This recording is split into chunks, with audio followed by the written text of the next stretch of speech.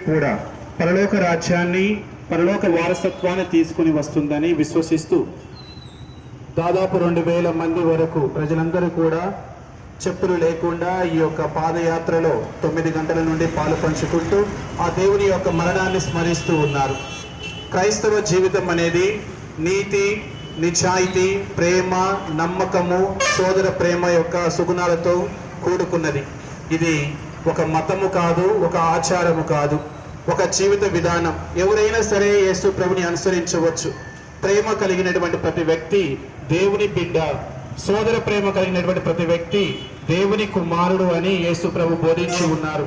ఈ యొక్క సోదర ప్రేమలో ప్రతి ఒక్కరము కూడా జీవిస్తూ దేవునికి ప్రేమైనటువంటి బిడ్డలుగా, సాక్షులుగా ఈ లోకంలో జీవించడానికి మనమందరము కూడా ప్రయాసపడదాం. మనం చేస్తున్నటువంటి ఈ యొక్క సజీవ శిలువ మార్గ యాత్ర గుడ్ ఫ్రైడే రోజున మన యొక్క కల్లూరు పురమండలమునకు